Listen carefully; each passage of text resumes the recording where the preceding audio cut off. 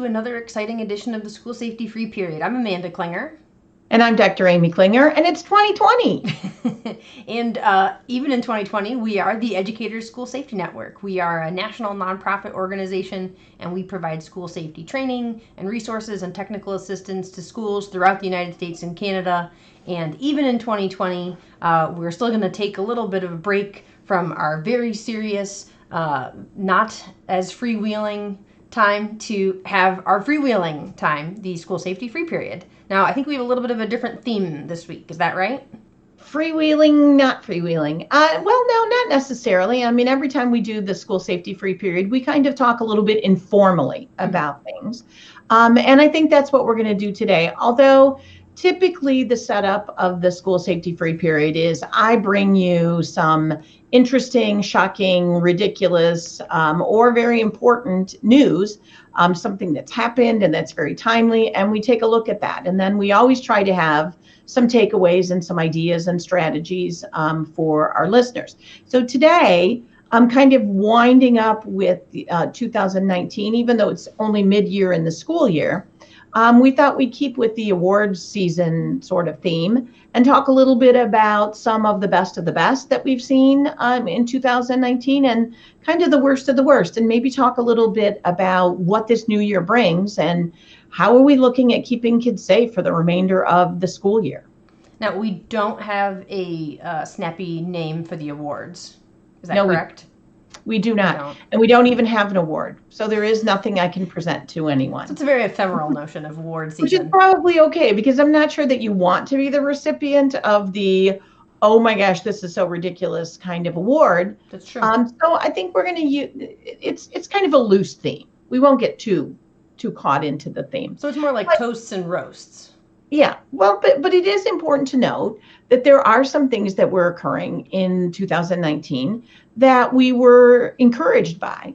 And there were some things that were happening in 2019 that are sort of emerging trends that aren't necessarily positive. And so I think it's important for us to keep an eye on what's happening in school safety, because while we've been looking at school shootings, as an example, for a very long time, since Columbine, more than 20 years, we also have to acknowledge that the world of school safety evolves and that there are trends and things that happen and things that are different that are not revolving just around active shooter, that really are important for us to look at when we're looking at this all hazards kind of comprehensive approach to safety. So that's kind of think the intent today is to sort of bring us around to there's more going on in school safety than we might think.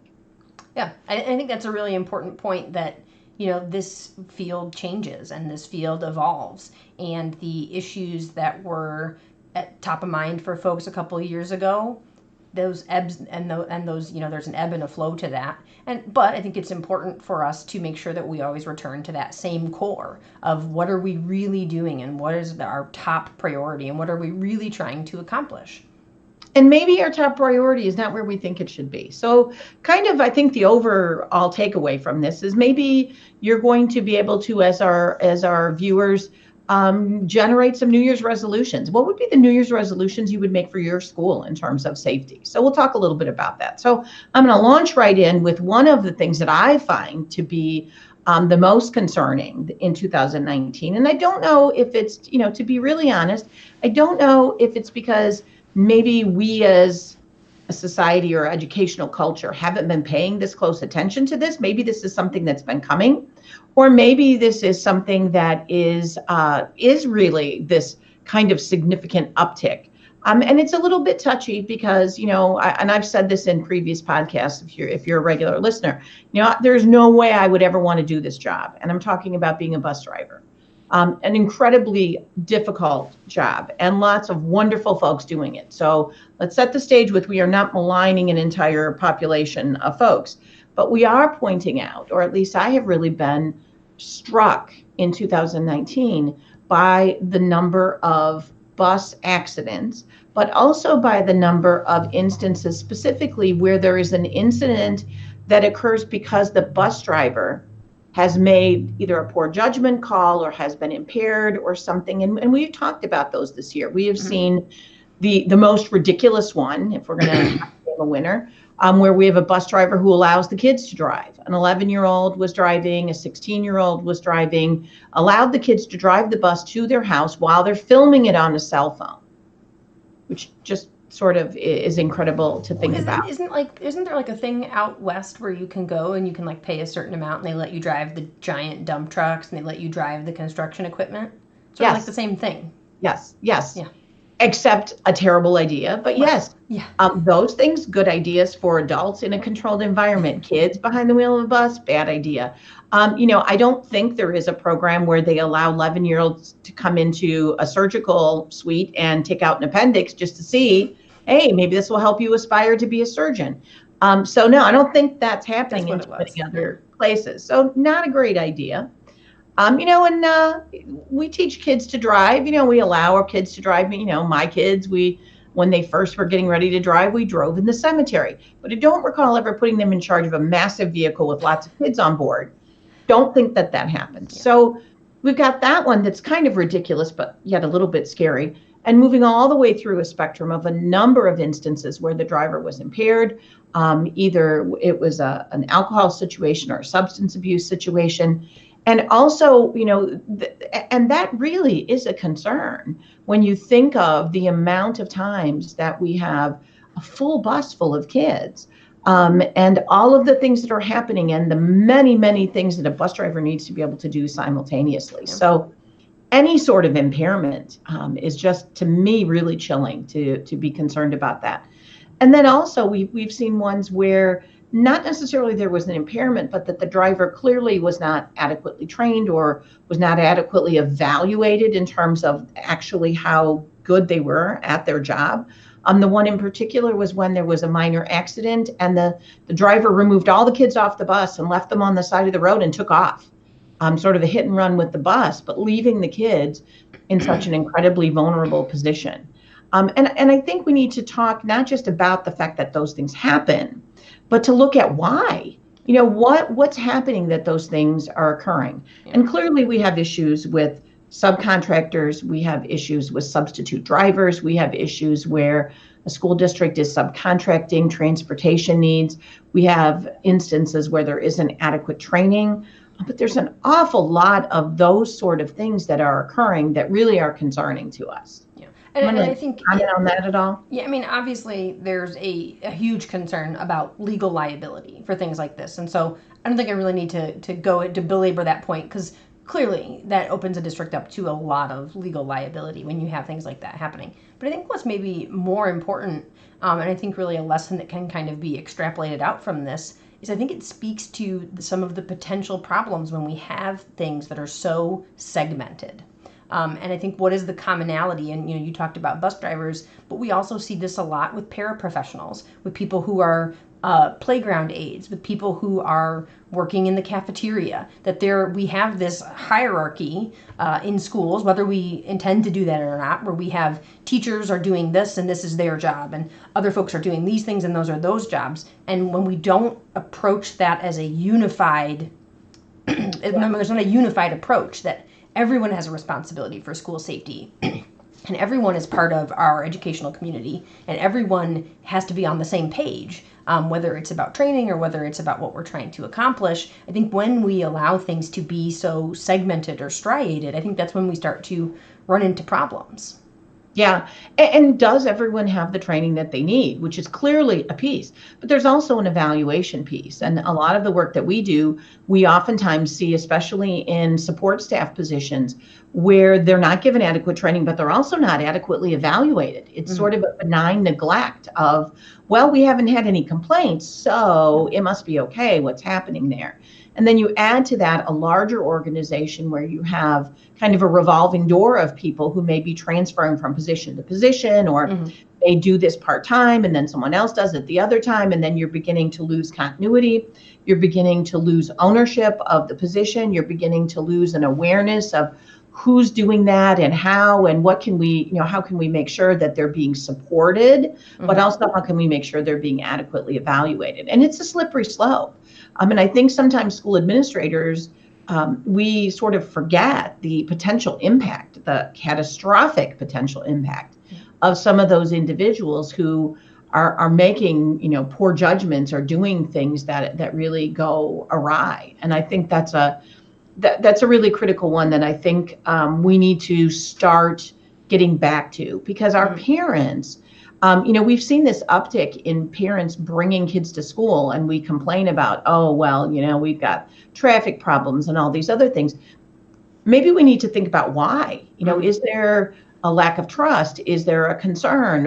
What's happening in our transportation sort of segments, and how can we support what's going on? Yeah. And we don't talk a ton about organizational leadership, but some of that is an issue of how do we run this organization. If we're talking about a school district, for example, how do we run this organization as a whole? And obviously people have different job functions, but we need to make sure that we're on the same page with some of these core functions. So if you collect a paycheck from this institution, some of these core functions, everyone has to know it, whether you're going from job to job or school to school or role to role. These are the things that we do on a fundamental basic level. And keep in mind, that in that sense, an educational institution is fundamentally different than a corporation, where people in this, wing of the company maybe don't need to know a lot of the same things in the other wing, but everyone here is supporting this mission of educating kids. And so even if you don't interface with kids on a daily basis, what if there is a crisis situation and you all of a sudden are now in charge of kids? Yeah. And that's very different than in a corporate environment where you wouldn't be in charge of other employees at a corporation. So I think that's really important to kind of keep that in mind.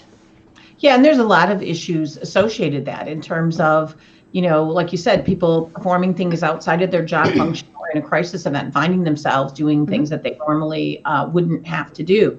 But I also think it's really important to understand the potential that we're not capturing. When we have a bus driver who is hearing all the conversations that are going on, and we have a playground aide who is watching the way the kids interact on the playground, and we have a cafeteria monitor who is hearing the discussion or who's sitting with whom or what trouble is brewing where, that's a resource that we are not necessarily taking advantage of if we're just saying the only thing that I know is what happened in my classroom between 9 and 12.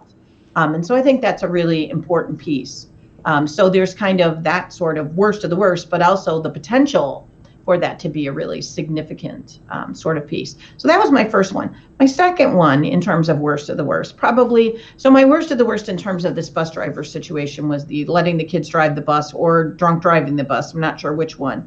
But my worst of the worst in terms of the drill sort of situation is the one that occurred this spring that we've talked about a number of times. And that was the situation where we had that very realistic active shooter drill where teachers were, being shot execution style with an airsoft gun, and they were simulating the shooting. And we talked a lot about it at the time. Yeah. But Amanda, you and I have had some interesting conversations about the whole notion of that power dynamic between law enforcement and educators, and how as educators, we are rule followers. We need to teach our kids to follow rules. We teach our kids to be respectful. We teach our kids that hierarchy of authority. And, this particular drill gone wrong really sort of, we talked about it a little bit at the time, really sort of illustrates that dynamic of it's very difficult for educators to say to someone like a law enforcement guy, wait a minute, I don't want to do this. This is wrong. What are you doing? And that's a very difficult dynamic. There's certainly gender concerns as well, but there's also that sort of power and authority. And the more we have SROs and law enforcement presence in our schools, the more that becomes something we need to think about. How do we build a collaborative environment with law enforcement that is collaborative, not top down? And that's not a knock on law enforcement or teachers. It's just asking us to reflect on that dynamic in our schools. Well, and I think the next step to sort of think about that, whether there is a law enforcement versus civilian power dynamic at play, or whether there's a gendered power dynamic at play, I think the next question to then ask is, anything that we're undertaking in the name of school safety, does this really make sense? Does it really accomplish what we're trying to accomplish? And have we thought about what are the consequences? Why do you think there is this drive to have these ultra realistic drills? Why do you think that is? I mean, my really frank answer is because they are designed by law enforcement and security and military professionals, and that is the way that it has been proven to train people in those environments. I mean, Yeah. they are called school safety training. They are called school safety drills. The only people who are calling it school safety professional development, an educational term, is us. So I think that's really Right, the reason. but I think there's something more there. I think there's also this misnomer or this false assumption that if you really want to do a good job at school safety training, you have to put them through their paces. You have to make them feel it. Right. I feel like But there is what kind of an orientation is that? with Does that. that happen at the ASCD conference when we're talking about English language learners? That we say we're gonna put teachers in a room and we're gonna really make them feel what it's like to not be a native speaker of the language. That's not really typically the way that education folks approach education problems. But yet there is a certain amount of power in getting people to understand what we're trying to accomplish, and that muscle memory of I know this is what I need to do. But I just think it's interesting how quickly it goes off the rails and how quickly it goes off the track to, if I want you to understand how a tactical response goes, I can't just talk about it. And then I need to show you it. And then I need to make you feel it. And then I need to make you scared of it. And then I need to make you understand what the sounds of gunshots look like. Then I need to make you understand what it looks like to have kids laying in the hallway. And it just seems to sort of balloon out of control with this sort of idea that the only way to build capacity into folks is to sort of shove them into the deep end and see what happens. Was that a question or a comment? Oh, both. I mean, I don't know. I just think it's interesting. And you know, and you and I, we've both seen so many of these where it just goes wrong. And I just had a conversation a week ago with someone who was so well-meaning about their desire to train that they felt that the next step was, we are going to do a drill. We've got to do a drill. We've got to do something where people are running around and they're hearing this and I said, taking a step back, have you trained everyone? And they said, well, no, we haven't done the training yet. What we want to do. And I said, let me stop you right there. Why are we drilling untrained people? Mm-hmm. So it's just fascinating that we all sort of, that so many people kind of wander into that assumption. And I would just sort of push back a little bit, even in your explanation of, okay, well, we should do this, and then we'll do this, and then we'll do this. Even that, you, as an educator, were looking at it through a framework of how you would scaffold a lesson, how you would scaffold teaching a concept. I don't think oftentimes when some of these things happen, especially when you have drills and training and things that go awry, I don't know that they are necessarily designed in that same way. And, you know, that. And if we say, you know, oh, we need to drill people, we need to do we need to shock them, right? We need to shock them into taking this seriously. Well, have we trained them? Typically, no, there hasn't been training. Or yes, we did train them, but people don't take it seriously. Then maybe the training was ineffective. Maybe the training didn't speak to people's own skills and capacities. Maybe the training didn't speak to things that they see in their own lives. Maybe the training didn't speak to risks and hazards that the teachers see as being realistic risks and hazards that they face. And so I think obviously a lot more introspection is necessary, and then I think a lot more being strategic and specific and intentional in the things that we do, as opposed to, hey, wouldn't it be cool if, it would be great if, or I read that you could do firing blanks in the hallway, then people would know, as opposed to, what am I really trying to accomplish? What really are my end goals? And how do I, through an educational lens, how do I get there? And I think that's an important strategy, because if we want to talk about strategies with that, it's really, I think, that sort of reflective approach. But the other thing I would add to that is typically what we see with these drills gone wrong is you have one person typically who is super enthused and is driving this. Mm-hmm. And so I would encourage, in our New Year's resolution sort of side of things, let's try to be more collaborative in terms of, we have a group that sort of says, or we have more than one person that goes, okay, wait a minute, let's pump the brakes. works? What are we trying to accomplish? And that we are being truly collaborative, as opposed to the really enthusiastic person who maybe has a lot of expertise, or at least thinks they have a lot of expertise, that person driving a discussion where everybody else goes, yes, yes, yes, when those people perhaps are not in a power position within that organization to truly dissent and to truly have a discussion that really, well, and I think the other thing that goes along with this is I think oftentimes people do not understand the potential implications of a realistic drill gone wrong. Clearly, there's liability stuff that you can talk about. It's a PR nightmare. Oops, sorry, it's a PR informal discussion. It's a PR nightmare in terms of the optics of it and the way that people perceive what's happening. But then there's also, that psychological component, the emotional trauma, the feeling of saying to people, see, you don't know what you're doing. See, this is going to be something you're not going to be able to handle. So I think it's really short-sighted sometimes that we don't really understand the implications of, yeah, we could do this drill, but what would happen if we do it before we're actually ready to do that? And what exactly would we accomplish versus what would be those unintended consequences? And we've talked about that so much this year, of the unintended consequences of these things. Yeah. So there's that one. And then my last bad one is, and not necessarily bad, but kind of the bad one, is the bomb threat thing. That we are seeing this continued increase and continued spike in bomb threats, but yet we are still not seeing a corresponding understanding of the potential for detonations and the potential for suspicious packages. I'm concerned that we've seen this increase in bomb threats since really 2013, 2014, and we are still coming at it with just a bomb threat.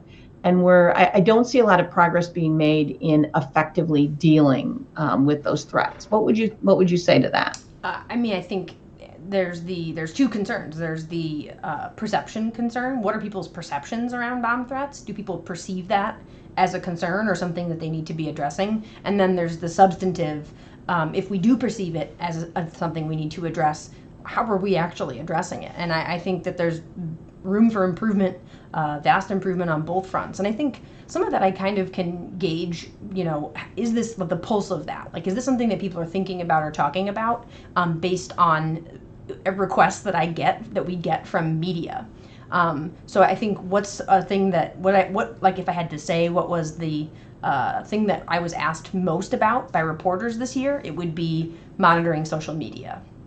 There's been an incredible discussion, quantity, maybe not quality, of should we be monitoring social media of students and the software and how many. Are you saying this is good? You're moving to the good trends, or no? I'm saying that was the discussion. I would say the biggest discussion in educational media or even traditional media about school safety was that question. And I would say, based on our research and the concerns that we see in this uptick, how are we dealing with bomb threats? It at least needs to be a point of discussion. Yeah. And when's the last time a reporter asked you about that? Yeah. I bring it up whenever I can, but I thought you were segueing into the best of the best, because my best of the best is kind of what you just said. Is I'm a little bit encouraged in 2019. I'm encouraged that I feel like we are beginning to, in the educational community at least, and in terms of the media, we are beginning to be a little more critical and a little more thoughtful and reflective of, wait a minute, why are we doing this thing? And does that really make sense? And so I am a little bit encouraged by, number one, the fact that a school safety conversation seems to be ongoing a little bit more than it used to. It used to be, we had a shooting event, we had lots of coverage, nothing happened, no more discussion. And then it would sort of, it had these peaks and valleys. And I do feel like, while that's still the case, I do feel like there are beginning to be some very thoughtful conversations about social media monitoring, about surveillance of kids, about the trauma of, super realistic lockdown drills, about should we really be teaching kids to fight a gunman. And I feel like there is beginning to be a more thoughtful, critical evaluation of some of our safety practices. And I think that only makes schools safer. So I think that is probably my most positive trend of 2019. What do you think? Actually, I was going to say my best of the best of 2019 was, it seems like there are a lot of educators going, there has to be a better way. There has to be a way that we can do what we're trying to do, keep kids safe, and have it not be so terrifying for us and the kids, and be so disruptive and so inappropriate. And I think, which is, I think, the same as what you said of your best of the best. Now, however, because I am fundamentally a pessimist, I will wrap this in a downside, which is, are those people always in positions to be making a decision? Not a lot of times. I think I hear a lot. So the question in 2020 is, how do we make those people who are asking nuanced questions into advocates for change? Just think about what it means. A couple of years ago, asking that question of, does it really have to be like this? Do we really have to have this kind of a traumatic drill? Do I really have to subject my kids to this? Asking that question 2 years ago was tantamount to saying, oh, so you don't care about your kids. Oh, so you don't care if your kids get killed in a shooting. So you're not a really good educator, because if you were, you would just shut up and do this drill, and you would. And so I think there is some significant progress in educators sort of leading, or beginning to lead, to go, wait a minute. There is a way that we can have our cake and eat it too. We can keep our kids safe without traumatizing. We can be prepared for things without having to give up, all these other things. And so I think we can do this work without continuing a school to prison pipeline. That there is room for nuance, and there is room for things that make sense and that are based in evidence and that are not contrary to an educational mission. But I think But there's your New Year's resolution then. The marching orders for 2020. The marching orders for 2020 are, how do we take that inquiry, that feeling of there has to be a better way that we can do this, and how do we turn that into actionable change on a larger scope, on a systemic level? Yeah. And out there in our listeners, there are folks who have had those thoughts, who have said there's got to be a better way, who have said we need to be prepared for more than just an active shooter event, who have said I need training more than just August 20th, and that's it for the year. We have people who are saying all those things, who are reflecting on those things. And the encouraging thing for me in 2019 is they were saying it louder and louder and more frequently, and being largely supported when they did say it. It wasn't saying it and then going, you need to never say that again. It was lots of people going, you know what? I feel that way too. So I think we have a little bit of a groundswell going. Well, and we've had, certainly I know for sure among our listeners, we've had people who have said there has to be a better way, and have advocated for systemic change within their organizations and have made changes. We've been involved in some of it. We've been able to help facilitate some of it. So not only do we know that it's possible, we've seen it. We know that it's possible. I think in that change, for our listeners out there thinking maybe that's my big resolution for 2020, know this: there is an untapped number of folks in your organization or in your field or somewhere out there. There is an untapped number of folks who are feeling the same way, but maybe aren't necessarily verbalizing that. Because that's what we see in the organizations that have made change. They sort of tentatively went, well, we want to look at things more than just active shooter. And then everyone else stood up and went, yay, that's exactly what we want to do. So I encourage people to be a little bit fearless in that respect, because I think there is a very significant undercurrent of folks who want a better way, who want more training, who want more skills and capabilities, who are not satisfied with a lockdown drill once a year, who want something more. And I think we need to be advocating for it. And to be clear, we're not saying that, the teachers should,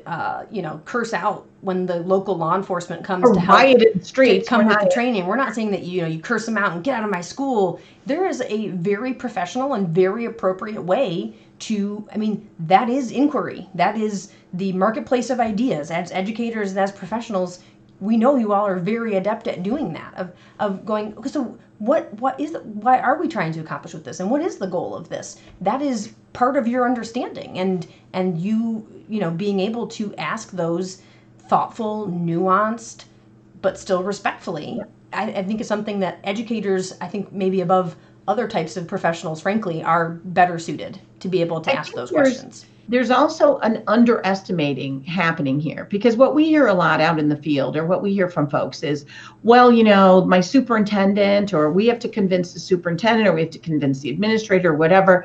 I think teachers and parents are probably the most underutilized in terms of underestimating their ability to drive school safety conversations.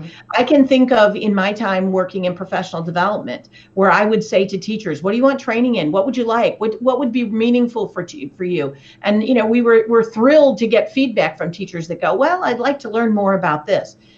We're asking teachers. And so, I think teachers sometimes, and parents, underestimate their ability to affect change or to drive change by going, you know what, this is important. You know what, I don't have this thing and I need it. Or I think that this is a critical piece, because it's sort of, to a certain extent, what superintendent's going to go, no, we don't need more safety training. We don't care that much about safety. So I'm kind of challenging people in 2020 to use the what's the word I want? Not the authority, but to use the advantage that you have as being an agent of change, and sort of push your administration, your leadership, your folks to give you the tools and the capacities that you need, because they will.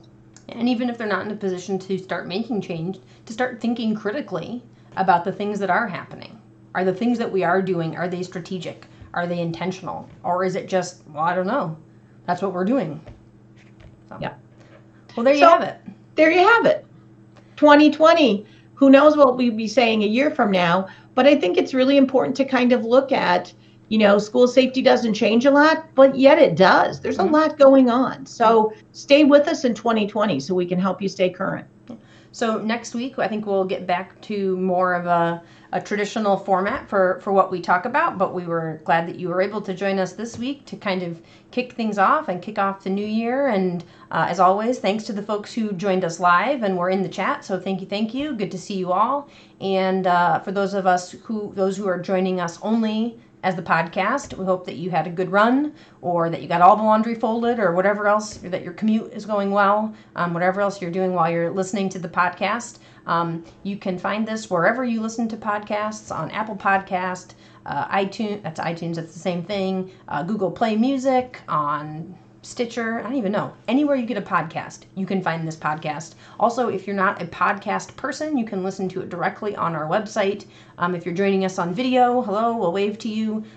You can always, please be sure to subscribe to the channel. We have other videos and other resources that are also available on YouTube, and anything that you're looking for. If you have a question for us, if you're looking for resources, if you're looking for information, if you're looking to stuff that we alluded to, past content, it's probably easiest to just find it directly at our website, which is www.eschoolsafety.org. And thanks again, and we look forward to seeing you next time. Bye.